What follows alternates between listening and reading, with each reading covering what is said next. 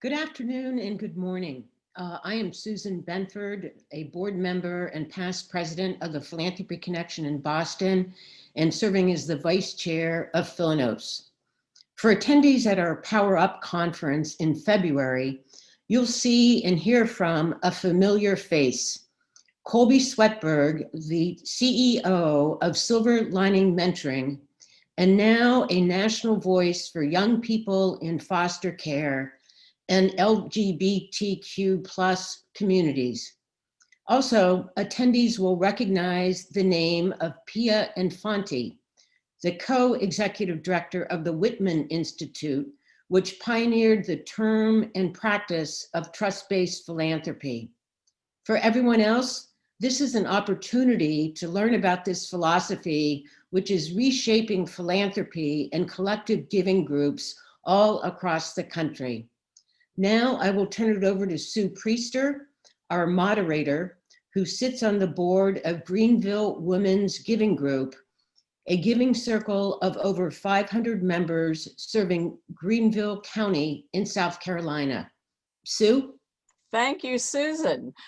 So good to see everyone today. I say see everyone. I can see some of our panelists, and I trust the rest of you are having a good day so far. This is a very timely topic today. I think you'll find it very interesting. And we will be having a little different format today. We have two presenters who are going to be in more of a conversation through their presentations rather than the typical sequential presentations that we usually have. And following their presentations and conversation together, we will be taking questions. So I want to thank particularly Chris Swistro of our Philanos member in Boston, Women Aid Boston, for lining up our two very impressive presenters today, one representing a funder and the other a nonprofit organization. First, Colby Swettberg, who is CEO of the Silver Lining Institute in Boston. Colby, whose pronoun preferences are they and them, has dedicated their career to creating safer and more welcoming spaces for young people in foster care and LGBTQ communities. Colby was on the founding leadership team, which opened and oversaw the country's first group home for LGBTQT plus teenagers. They also did clinical work in adoption and family stabilization and provided training and consultation nationwide on these issues. Colby has been honored by Senator John Kerry with the Angel in Adoption Award and was chosen as a Barr Foundation Fellow.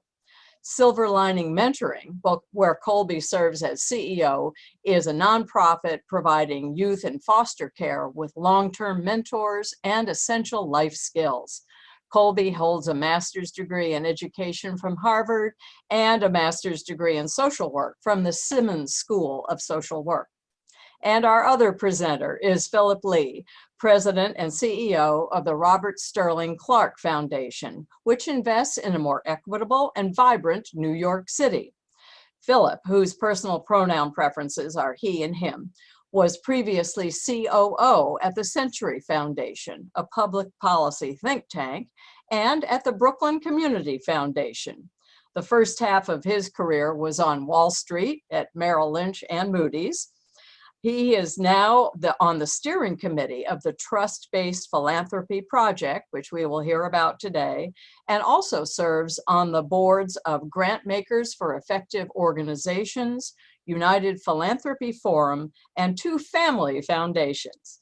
Phil holds degrees in economics and biology from the University of Pennsylvania and an MBA from the Wharton School. So now I will turn it over to Philip and Colby, and we will have questions following their presentation. Good morning and good afternoon, everybody. It's really a pleasure to be here with you all. So thanks to everybody at Philanos for inviting us to be part of it. Just as context, I thought a little bit of kind of my pathway here would probably be helpful to help explain a little bit of kind of the journey to trust-based philanthropy. As Sue mentioned, the first half of my career was actually on Wall Street, and that's important in sort of forming kind of the lens that has informed kind of the way that I look at the world in some ways. Often we looked at organizations and really took a holistic look at them. And so looking at strategy, leadership, resources, the ability to execute, those types of things that have been really helpful as I've come into the grant making side of the house. And there's a little bit of a downside too, which might be the obsession with metrics or using them to kind of determine kind of validity and credibility and things of that nature in terms of performance. And then the second part of my career has actually been on the nonprofit side. And as a executive director of a leadership development organization, being a grant seeker really helped inform my own understanding of what it meant to be someone out there looking for funds and resources to support an organization, and the hoops and the hurdles and some of the challenges that came with that were kind of deeply imprinted on me as I came into this world. I've been in the philanthropic side of the house for about 10 years now. I used to say I was new, but I don't think a decade constitutes that any longer. As you mentioned, I'm at the Robert Sterling Clark Foundation, and if that name doesn't sound familiar, if you ever used or heard of a Singer sewing machine, that is where the resources come for our foundation. And so when I came here 4.5 years ago, really tried to bring some of those ideas that were shaped by kind of my early days in finance and then in the nonprofit sector to bear. And as I was and we were looking at how we would do our work as a foundation, got introduced to the notion of trust-based philanthropy, a term that I had never heard of. But as I was sharing ideas on what we were thinking of doing at the foundation, someone said, you should talk to Pia Infante at the Whitman Institute, who I know talked to you all at your conference in February in Seattle before COVID really kind of struck. But in my conversations with the Whitman Institute and learning more about what they were doing, we as a foundation asked if we might be able to use the same term and embrace a lot of the ideas that were embedded there. We had thought of some of them, but not all of them. And this really kind of comprehensive look at what does it mean to be trust-based was very powerful for us and for our board. And so we adopted them shortly after I joined. And I'm just going to run pretty quickly through the 6, and then just to give you a sense as to what they are, and then have Colby sort of weigh in and sort of share what does that mean or how does that translate into their world.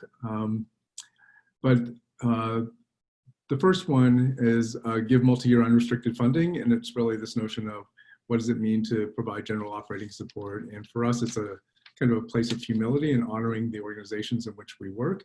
They know better than we what needs to happen and how to deploy those resources.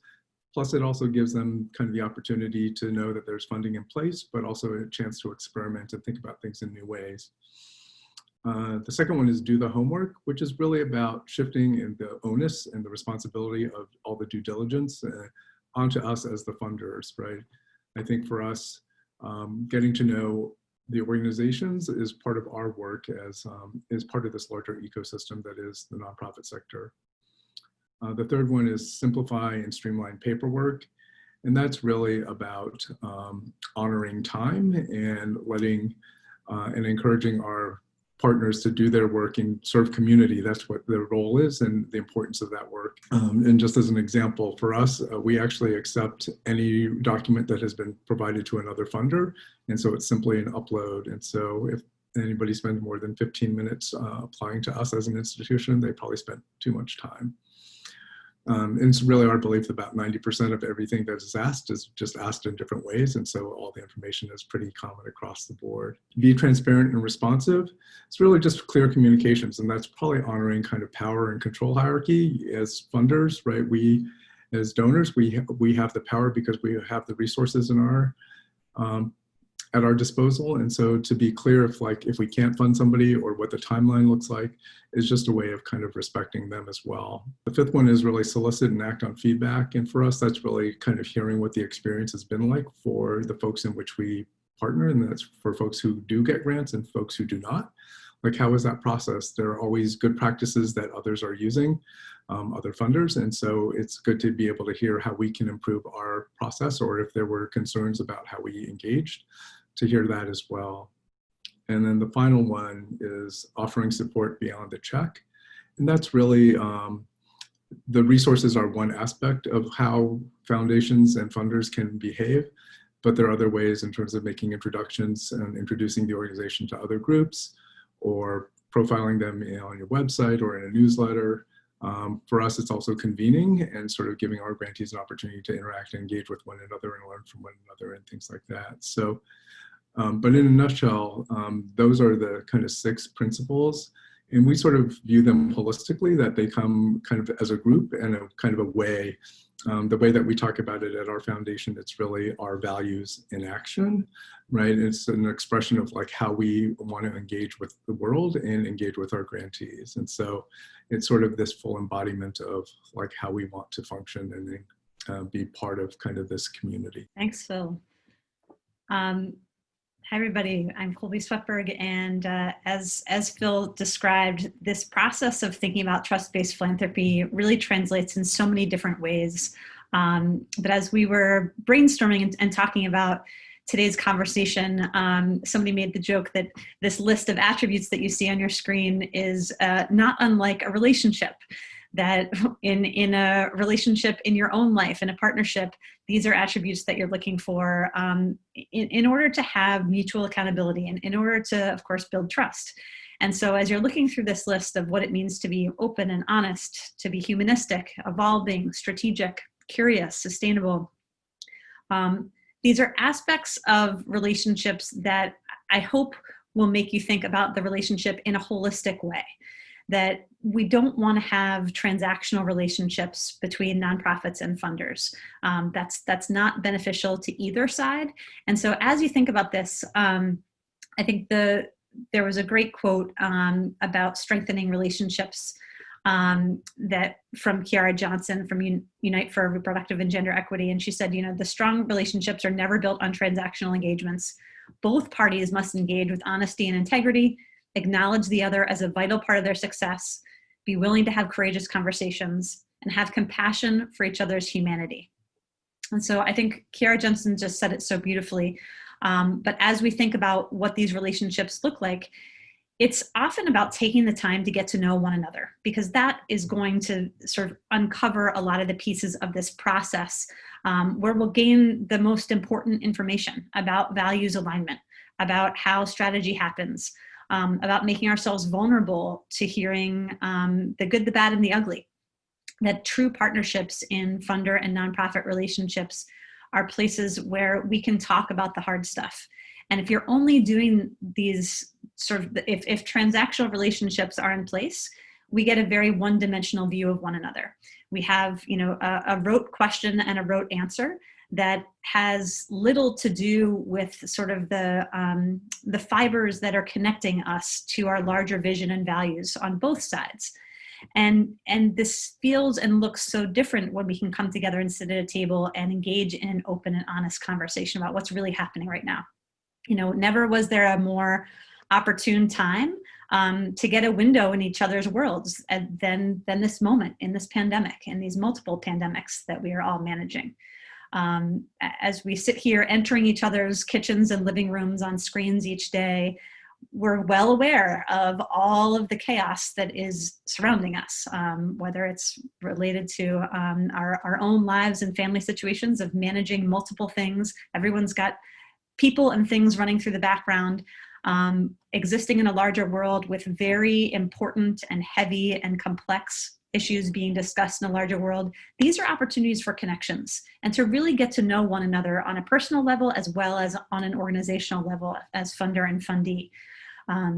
So when we think about that two-way flexible relationship, this is an opportunity to build trust, that we can tap into the knowledge of one another, both to help the communities that we serve and to create better solutions in the service of what a funder's goals are. So as Giving Circles, this is part of what you're doing. You're building and sustaining relationships, hopefully, not just funding cycles.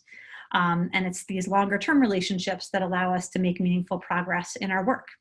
So our hope on the nonprofit side is that you are interested in learning from us just as we are interested in learning from you, and that we can all build our humility as we think about each other as people on both sides, that we are recruiting folks into our membership who add to the fabric of our organizations and your giving circles, and improve our practices through feedback and insight. So I hope that you're able to see this as the Grantmakers for Effective Organizations do. They talk about their success as grant makers as inextricably linked to the strength of their connections with their partners, with their nonprofit partners. So if giving circles could see that your success is inextricably linked to the success of your nonprofit partners, it's certainly true that the nonprofit partners feel that way. We know we cannot exist. We know that it is critically important for us to be able to do our work, to be at the table with you. And so when we can both have that opportunity to engage in these open and honest conversations, it's really mutually beneficial and rewarding. So if we take a look at the next slide, how do we make this shift from transactional to transformational relationships? I think the first one can be the hardest and the most obvious perhaps, but sharing mistakes. It's a difficult place to get to, right? When there is a power imbalance, as there always is in funder relationships with nonprofits, we're all coming to the table knowing that we've stepped in it in different ways, or we've had conversations where we'd like to share some piece of it that hasn't been fully transparent. As funders, my advice from the nonprofit side would be, if you're able to lead with that humility of sharing where you think you might have gotten something wrong or wondered if you did, if you can share a misstep in your process or something you recently learned, that really opens up the opportunity for us on the nonprofit side to be able to share our mistakes too, and to feel like the relationship isn't punitive, that missteps are not going to be held against us, but instead opportunities for learning, right? We learn much more from our failures than from our successes. And so when we can have that open relationship where both sides are sharing mistakes, we get to know each other with a different perspective. I love the notion of radical candor, where we can really talk honestly about what's in front of us. And sometimes that's about what's happening in the relationship. That might be about what's happening in the process. And it invites feedback in a different way too, when we can be radically candid with one another and really say what we're thinking. It could be questions that you have about the process of going through the grant making. It could be questions you have about the mission of the organization. But if we have this openness to this discussion in the first place, and we can be less defensive and think about the ways that we are sharing information from the inside out, we're able to build on that trust and again lead to the longer term solutions that are intended by these partnerships.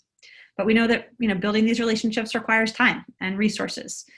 That we have to have these connections in order to be successful, and then that success can look really different when the trust is in place. So as Phil talked about, there are many, many ways beyond the check that grant makers can be incredibly influential in the life cycle of a nonprofit. And so things like capacity building and multi-year support, things like adding board members to your nonprofit partners if they're interested in recruiting for board members. Your membership might have folks who are ready and excited to take on a leadership role in a nonprofit, whether it's support beyond the check by spreading the word about upcoming events or spotlighting exciting accomplishments of nonprofits. All of these are ways to be interactive with one another, have a nonprofit-centric or a mission-centric view of the work, that it's not just, here's a one and done, we're writing a check and we're walking out the door. But if we're going to make any progress, again, according to Grantmakers for Effective Organizations, they said we have to make progress on some of the most deeply entrenched problems in our society by directly addressing power dynamics that create strong and trusting relationships with nonprofits. And so it's getting back to that human ideal of leading by listening, that we are here to learn from each other and listen to one another. And that really comes through in everything from how a grant cycle begins and ends to all of the things that happen in between, including the communication, the site visits, the conversations that are less formal and really open to having an agenda based on what's actually going on in an organization at a given moment than a formulaic approach to this is the same set of questions we ask every grantee. So as we can have that easygoing nature that's described on the slide with one another, I think we learn a whole different level of information about one another that allows us to have longer term and transformational relationships. So we can move to the next slide. In thinking about the nonprofit side, some conversations that I've been able to have with CEOs and that others have been a part of as well.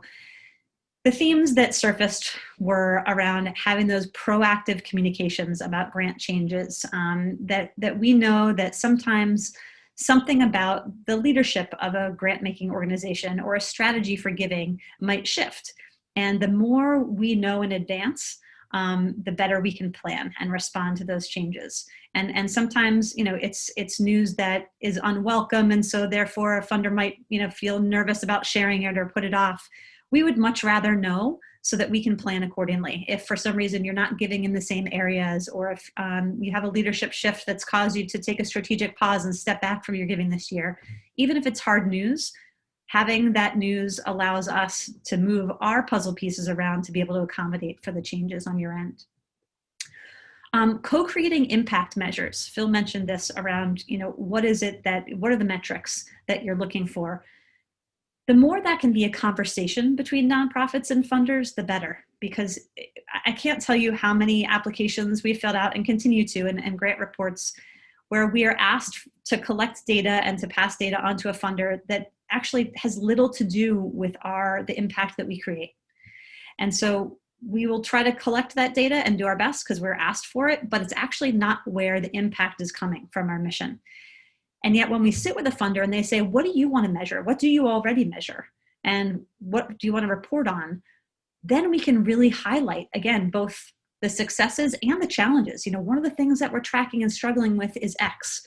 And so what we'd love to be able to do is have the flexibility with your funding. I'll give an example from my organization, mentor recruitment. We work with young people in foster care, as was mentioned. We are always looking for mentors for young people. Sometimes we struggle more with finding the right kinds of mentors. And so we need to invest in that particular area. And so we need funding to cover that. And that might be recruiting mentors in different types of arenas. And so if we have restricted funding that doesn't allow us to focus on mentor recruitment because they only want to focus on another aspect of our program, we can't actually put the money where it's needed, and we can't really have that conversation in an open and honest way with a funder who's only asking us about a young person's school achievements that has very little to do with mentor recruitment on the surface, but actually those things are linked if you're looking at a larger theory of change. So when we're co-creating impact measures and really talking about what are the meaningful indicators of success, then you're getting better data from your nonprofit partners, and we are getting more opportunity to put your resources to work for our mission. Sustained unrestricted investments. I can't underscore this enough, and I know that it's been an ongoing conversation that while many funders say, I want to support a specific project, unrestricted general operating funds are the most valuable funds that you can give to a nonprofit. It's trust in leadership to say, we know you know your needs best. We recognize that there is an ever-changing landscape. Never have we been more aware of that than now. And if our dollars are tied up in specific things that a funder is interested in, and we can't keep the lights on, it's not going to do that project any good if those folks are working in the dark. If we can't fund a new position that we need that will allow us to take work off of the plates of the people who are in the project that you are specifically interested in, that project is going to get stymied or incomplete in the time frame that you're looking for because we can't meet this other need.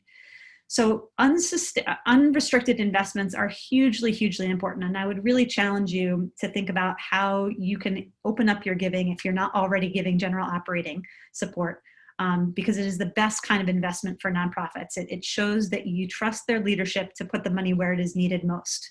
And the sustained piece of that is giving us the runway to think about more than just this year.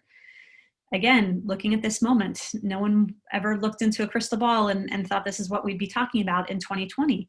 But many of us are recognizing that it takes the nonprofit sector 1.5 times the amount of time it takes the business community to recover from an economic recession. And so we're looking at our budgets for 2021, 2022, and recognizing that we are in this for the long haul.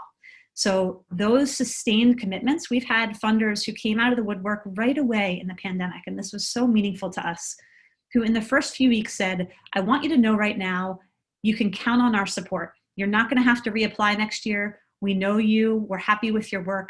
We're going to continue to fund you next year, so you can count on that. We also had funders who came to us who said, we know we restricted the funds to focus on this specific project or program. We're now unrestricting all of our grants. We want you to use the money where it's needed most. We know you're scrambling. Please use the gift in whatever way you need for general operating support. So those types of relationships come, or decisions come, when there is an existing relationship that's taken the time to be built from a humanistic perspective. Managing the power imbalances we mentioned, and that's authentic communication matters so much there. I got a chance to meet some of you in Seattle, and we talked about some of those conversations in some of the workshops that I was a part of. You know, funders who I have gotten to know through my work on the nonprofit side, who started out as funders, are now people who I will hold as lifelong friends. I have many funders who we got to know each other through this work, but because of their authentic communication with me, because of the things that they shared about what's going on in their work and in their lives, it opened up this opportunity to be on a more level playing field, to get to know each other as humans, not just as grantor or grantee. And so when you have that opportunity for authentic communication, it takes away the power of power over, the one up, one down. And that just leads to more authentic engagement on both sides, again, furthering the mission of both organizations. And then focus on bridge building. The opportunity to come together and recognize where both sides can have needs met through that relationship. You know, we can help with membership. I know that we've been involved with a number of giving circles. We're located in Boston, and there are some terrific women's giving circles in Boston. And some of them have taken the approach that grantee organizations can become members of those giving circles after they have cycled off of the grant cycle, however long that might be. They might offer a free membership to the giving circle to the leaders of those organizations. Those are terrific opportunities to build networks and community, to build professional connections. And those nonprofit leaders, as Phil said, you know, having been on the executive director side of the work before getting into philanthropy, he was able to bring that lens to philanthropy, having sat on the other side of the table. The same can be true in your giving circles. Having folks who are on the nonprofit side be able to help you think through your process, to be able to help think through reporting and site visits, can help to influence that bridge building process and make it more of a level playing field. And then finally, just some quick nuts and bolts. These are simple things, but things that sometimes trip folks up in site visits or in communication that are just easy wins.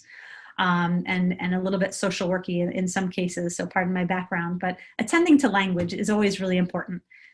Listen to how a nonprofit talks about their work, how they talk about their mission, how they talk about the folks they serve. So using person-first language, so instead of calling somebody an addict or a substance abuser, for example, a person who's challenged with addiction, a person who's facing addiction, that's the person with language, person first, instead of describing the behavior, describing the person. Always asking about and respecting pronouns. So you heard that modeled today at the beginning of our session, when you're doing introductions in a site visit, or when you're using name tags, and in your practices, asking people what their pronouns are, and then doing your best to respect and remember those pronouns, knowing that, of course, everybody makes mistakes, especially if you've known somebody by different pronouns previously. It really matters. And I'm speaking from the perspective of somebody who identifies as genderqueer. It was mentioned that I use they, them, their pronouns, which I know as a former English teacher, I know that that can be challenging for a lot of people. And it's a matter of practice, but it really is an incredible show of respect to know that you are not making assumptions about how folks identify, and that it sets the tone for any meeting. One of the things that we often do in this Zoom culture is ask people to rename themselves on their Zoom screen. If we were sitting in a meeting and wearing name tags or having placards in front of us, we would ask people to write their name and their pronouns on their name tag or on their placard. In the Zoom world, you can click on your name and ask people to write next to their name their pronouns. So that way, then when they are responding to one another, they're using that appropriate pronoun language.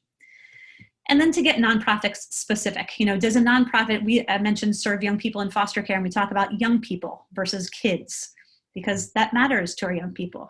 Many of them are teens and young adults. They don't want to be called children or kids. So mirroring that language when you're talking back to the nonprofit. Instead of talking to a group like us and using the word students, because not all of our young people are in school.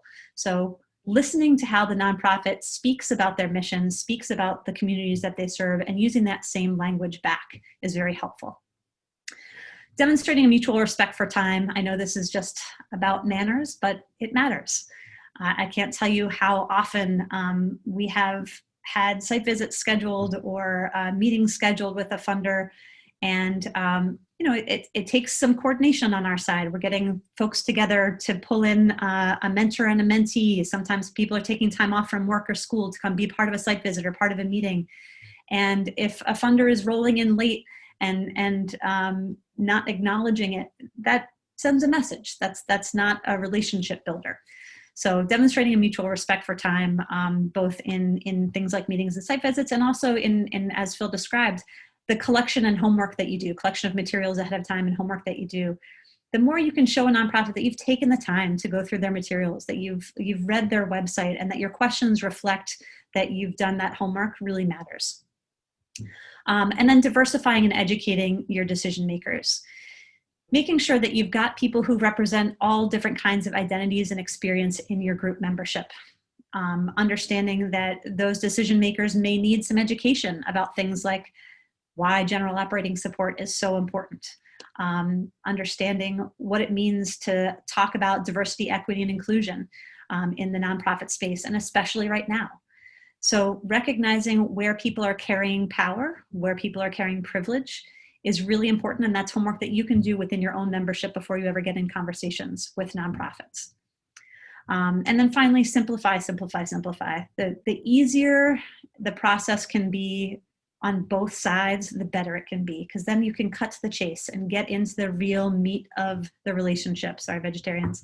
But you can really get into that opportunity to know one another on a deeper level if you can have a process that's simple. And one example of this is to do an LOI. Instead of having tons of applications come to you, which is incredibly time consuming for your membership, I'm sure, having a letter of interest opportunity where you can weed through and pick out, maybe you cap it at a page or two, and get to the organizations that seem the most in line with your strategic priorities, and then invite only that small number of organizations to apply for a full grant. And it might be that you're then making a grant to at least 75% or more of those organizations that were invited to apply. And so then you're getting to go in a lot deeper. So I'm going to stop here and open up the conversation, because I'm curious, Phil, how this resonates with you. Which of these pieces, I know when we're talking about giving circles, it's a little bit different than talking about foundations with staff. But I wonder what's coming up for you as you listen to kind of what it means to give unrestricted funding in the context of a giving circle. Sure. I think the whole notion of kind of general operating or unrestricted funding is really, as you were mentioning, Colby, is really kind of what kind of helps nonprofits really hum and do their work. It's interesting, just as an example for us as a foundation, we fund leadership development. So we fund organizations that run leadership development programs. It feels very specific, but actually that's what brings organizations through our door. But all of our grant making is actually unrestricted. And so it's to your point, right? The organizations know what they need and how they need to fund, whether it's hiring new staff or keeping the lights on or whatever it is that needs to happen. Our belief is that when we see an organization, we see the programs and we understand, we're like, yes, you guys do great work, keep doing it. And this is our interest, but that's a part and parcel of part of the larger organization that's doing this work, and whatever you're doing, keep doing it. And so it's really the sense of humility that we don't have the answers or we don't know. I think the part that you were talking about, sharing mistakes, really resonated very powerfully for us. We talk about that too. It's like, how do we as funders kind of gain the trust or engage and have the different kind of relationships that we would desire to have? And I think a lot of folks often assert like, well, once you build the trust, then you can be vulnerable. We posit that it happens the other way. That if we're vulnerable or we choose to be vulnerable and put it out there, right, sharing our mistakes or what happens, that sort of builds trust in a way that sort of shows, oh, they're putting it out there, maybe we can share as well, or maybe we'll be open to it. And just as an example, we actually have written a whole series of blog posts called Face Plants. It's actually one of my little lines that I use as stumbles, trips, and face plants that got co-opted into a whole series that about 8 or 9 different foundations along with us have written about things and mistakes that we've made along the way. And I think it's really trying to acknowledge that we may, philanthropy holds the resources and is ascribed like, oh, you're the smartest, the wittiest, whatever it is, right? But we're not, right? We're just people who have the privilege of being able to deploy resources and want to acknowledge that we're also human too. And so that's one of our own personal attempts to try to humanize us and sort of kind of build that opportunity to have a different kind of conversation. So, but a lot more, but those are the things that sort of kind of come off immediately, Colby. I think you're so right, Phil, with that sharing mistakes and being vulnerable up front is a trust builder. That it takes time and humility to do that and to lead with that. But it makes me think when I'm sitting across from a funder who can talk about something that just went terribly wrong, or a way that there was a blind spot that was uncovered for them, it immediately gets my guard down and makes me feel like, oh, we're not in the dog and pony show, that we don't only have to show this sunny side. We can also talk about places that we've stumbled and things that we're struggling with. And it shows me that you're not looking for perfection. And that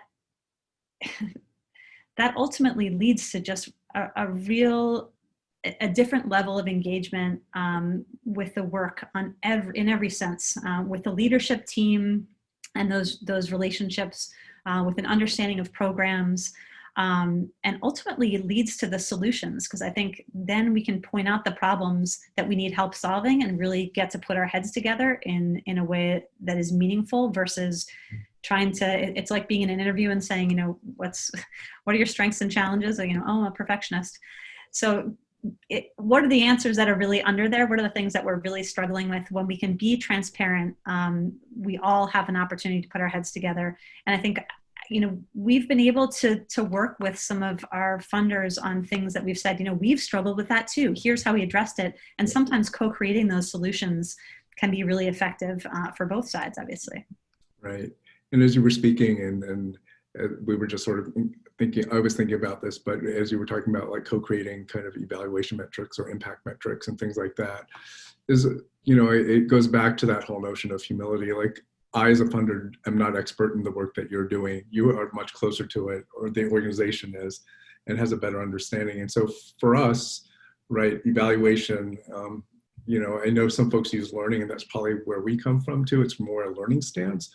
But for us, it's like we come in and we don't actually try to set them. We actually ask the organization what it is that success looks like for them, or what is it that they share with their board members or the community in terms of what they're trying to accomplish. And then from there, it's not like, okay, we're going to judge you on that, but it's also part of it is like, and so based on kind of what's happening, like, what are you learning and how does that inform your work going forward? And I think that sense of like, we're not the ones who are going to pass judgment in that way, but are also trying to help kind of learn and kind of see if there's counsel that we might be able to provide, if we have any. Often we don't, but it's really just sort of trying to understand what that looks like. I know there's some questions in the chat about that. We actually use something called CHAT, which is actually a verbal reporting system, which stands for Checking and Analysis Tool. And it's our way of engaging, and honestly, it's a relationship building opportunity for us. It's not a gotcha, we're going to put you on the spot and give you a pop quiz, if you will. It's really just like a chance to engage and to learn. I think when people think relationship or trust, often it's for trust for likability, trust for friendship. I think, and that gets conflated. And for us, it's not like, oh, we give money to people that we like, so, right? It's actually trust for action, right? We trust folks will do what they say they're going to do. And that's really kind of what sort of leads us into this place where we can have this conversation, where we can learn what's going on. If there's been something that has been troublesome or something that's been hard, we can learn and understand that. But I think it's inviting the funder and the nonprofit to be in a different kind of relationship, right? And this is what we're talking about, and where we can actually be open with one another, and we can actually, we're on the same side. Sometimes it feels like we're adversaries, right? It's like, where does that come from? We're all trying to make things better for community and for society. Well, let's kind of join hands, or let's kind of figure out a way that we can work together to make that happen, right? And we, the funder's coming because we believe in the work that you're doing, and the organization does this work because it believes that that's how it can make a difference in the community. So let's figure out how to do that and partner better. Phil, I'm seeing some questions in the chat. Oh, sorry. Am I? Well, let's actually, the slide, whoever's controlling the slides, let's back it up just to the previous slide, because these are the kinds of questions that our members want to know. That is adapting these principles into our very specific collective giving environment. I think that's what a lot of our participants would like to know. As you know, we are all volunteers. Typically, we don't have paid staffs. So when we talk about investing the kind of time and effort, everything comes down to work. We all know that. So if we could get your advice on some specific ways in which your very well-taken principles can be adapted to our environment. Specifically, when we do a site visit, that chance to, we hope someday, actually get person to person with our applicants, what are the essential things that our members should be asking about a nonprofit, a potential grantee? Hey, Colby, I might look to you because, what do you think are the most important things that a donor should know? Yeah, what do you think when you have a funder in front of you, you think, boy, that's the right question, that gets to what we are really about? Do you have some suggestions of those? I love questions about vision. What is it that you are trying to change? If you are successful in the world, how will the world be different? Mm-hmm. If you do what you're setting out to accomplish, what will be different in the world? And the flip side of that is, what would the world be like without you if you didn't exist? And then I love questions about kind of how an organization ticks. And so, questions for us around how young people are involved in the organization. Uh-huh. And who our stakeholders are. So does the organization reflect its mission in the staff that it hires and the board that is governing it? So questions about diversity, equity, and inclusion, I think, are really important. Understanding, what's bringing folks to the work is always interesting, because I think when people have a passion for the mission, that translates, that it comes through in the ways that they communicate about the mission, and it also translates into their stamina for sort of navigating the ups and downs of what can be a bumpy road at different times. Yeah, go ahead, sorry. No, that's okay. I think asking about partnerships in the community, who are your partners? Because that's a way for you all to understand the larger ecosystem. And some of those partners might be program partners, some might be funding partners, but just understanding how they are operating outside of their, hopefully they're not a silo, hopefully that they're in a web of other organizations that are supporting them in their work. And that might also lead you to find other potential great grantees, or to learn more about the organization because a partner organization that they reference, so you can always go do some reconnaissance and say, hey, what do you think about the leadership at this organization, or how do you think they're accomplishing their mission? Yeah, that's very helpful. That's a really good one. I'd like to look at our first principle up here about multi-year unrestricted funding. That is a bit of a challenge for organizations like ours, because I kind of tease our organization saying, as women, we like to make everybody happy. So we don't want to give to the same organization year after year. We like to be equitable, I guess, and vary our funding year to year. And we have annual cycles. So we typically all of us consider grants usually just once a year. There may be some variations on that. Can you give us some ideas of, maybe Phil, you could help us with this, of how we could modify or somehow adapt these fairly, I guess you would say, kind of rigid practices about multi-year funding? How can we adapt that to reflect more of what you're talking about? Right. Certainly at its core, kind of multi-year unrestricted, and you've heard both Colby and me talk about what the benefits to a nonprofit are, but I would say they often really ascribe to us as a funder as well, and sometimes people don't think about that part. It affords us the opportunity to go deeper and spend a little bit more time with each of the organizations, and the conversations become different because if you're not up for funding every single year, the opportunity and the invitation is to be more open about like what's happening, not worrying that like, uh-oh, they're going to make a decision in a little bit.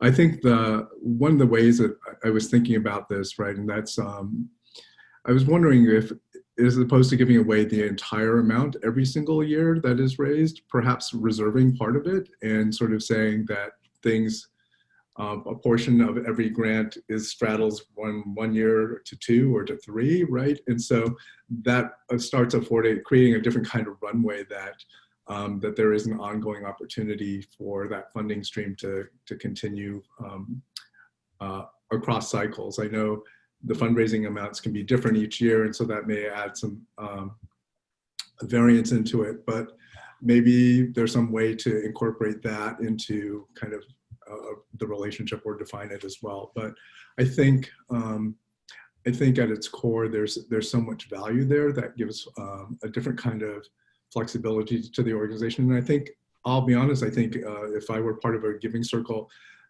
having that kind of conversation and that engagement with the nonprofit as on this ongoing way probably kind of really reinforces like, this is kind of what we're here to do, and that investment that we're making with a nonprofit to do its work in the community, we now have a better understanding. And I think that helps inform us as kind of donors about like the kinds of groups that we might want to continue to support going forward. And so I think there are these wonderful ripples that come by trying to figure out a way to elongate kind of the relationship, and may change the notion of what that looks like.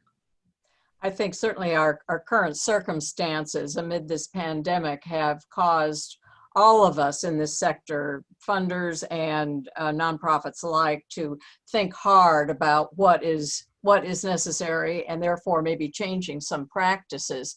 Another question that has come up about, we are, as collective giving organizations, member-based. That is, we do have a fiduciary responsibility to our funders, our members.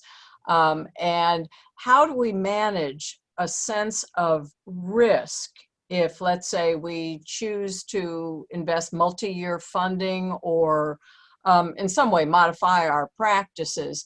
How do we manage the risk that this has maybe happened to other nonprofit organizations? This particular question is based on the organization funded, their group funded a small nonprofit. It was going to be multi-year, and they folded. The nonprofit folded the following year. And we know that's a risk in today's environment too. How do we manage risk looking at both our members and our mission as funders? That's a hard one. Actually, for me, that's maybe more straightforward. Okay. I'll sort of say that I believe philanthropic dollars are the risk capital of the sector. Okay. And what I mean by that is philanthropy can take chances and invest in experiments or opportunities that may be kind of big ideas in ways that government can't and shouldn't, and corporations really don't. And if we're looking for change and addressing societal issues, I think the opportunity to take a chance and see what might happen and see and go with it, right? And so I'll be honest, if every single one of our grantees is like completely successful all the time, then we haven't been bold enough and we haven't taken enough chances, because I think there's some really interesting and big ideas out there, and hopefully the right foundation or funder will come and step into it. Because I think everything were easy to solve, we would have done it already. And that's not the situation that I think we find ourselves in. And so I guess for me, taking that risk or making that kind of investment is part and parcel about part of being in philanthropy. Well, yeah, I'm sure you've probably heard the term passing gear philanthropy, that philanthropy is society's passing gear. This is how we can leapfrog into more creative solutions for society's problems. Talk about then, if we move to multi-year funding, and Colby, let's address this to you. What would you think would be appropriate for a yearly check-in? What is effective for both you and your funders of, we're working on a 3 or 5 year grant, what do you expect us to report on an annual basis? I think the Washington Women's Foundation is a great example, first of all, that gives grantees the opportunity to split their $100,000 grant into 1, 2, or 3 payments over 1, 2, or 3 years. So I just want to highlight that. Thank you to Aviva for sending that out. So that's one way that they give multi-year grants that they fundraise for. Mm-hmm. And then I love having the opportunity to be asked the question, how do you want to report? What about posing that question to grantees and saying, here are the choices. We could do a phone call or a Zoom. We could do a meeting, or you could send us a report. What's your preference?